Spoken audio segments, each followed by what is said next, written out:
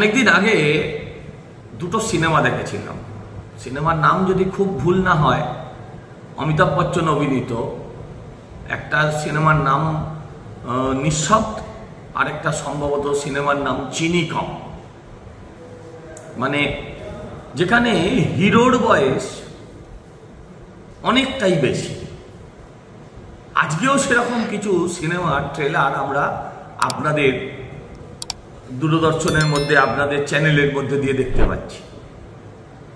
একটি জায়গায়, একটি চার্চের ভেতরে একটা পুরনো কারখানার চিমনি ভেঙে পড়েছে।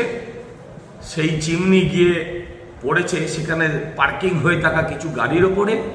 আমি দেখছি এলাকার প্রাক্তন বিদায়ী সাংসদ এবং বর্তমান প্রার্থী, তারা কেউ একবার পেলোডারে উঠছেন, কেউ একবার পেলোডার থেকে নামছেন, কেউ একবার পেলোডারের ড্রাইভার কেবিনে ঢুকছেন, পেলোডার চালাচ্ছেন বা চালানোর চেষ্টা করছেন। আবার দেখলাম বিদায়ী সাংসদ তিনি হাইড্রেন খুলে নর্দমা খোঁচাচ্ছেন।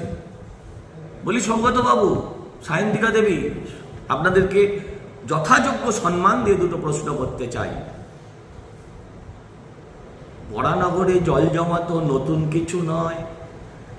সেদিন আপনি কবার এসে হাইড্রেন খুঁচিয়েছিলেন? সেদিন আপনি এর আগে অনেক গাছ ভেঙেছে, আমফানে অনেক গাছ ভেঙেছে, আয়লায় অনেক কিছু ঘটেছে। কদিন আপনি পেলোডার চালিয়েছিলেন? প্রথম কথা, পেলোডার চালানোটা বেআইনি, কারণ হেভি এবং প্রফেশনাল লাইসেন্স না থাকলে এই ধরনের আপনার গাড়ি চালানোর অধিকার নেই। আপনি একজন আইন প্রণেতা, আরেকজন না হয় অভিনেত্রী। আপনি এই কাজগুলো করেন যখন মানুষ হাসে,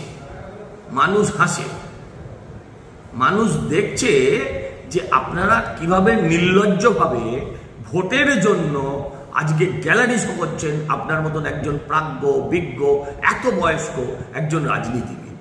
লজ্জা হয় এদের মতন মানুষের জন্য। সাধারণ আজকে মানুষরা রাজনীতিবিদদের থেকে মুখ ঘুরিয়ে নেয়, রাজনীতি থেকে মুখ ঘুরিয়ে নেয়।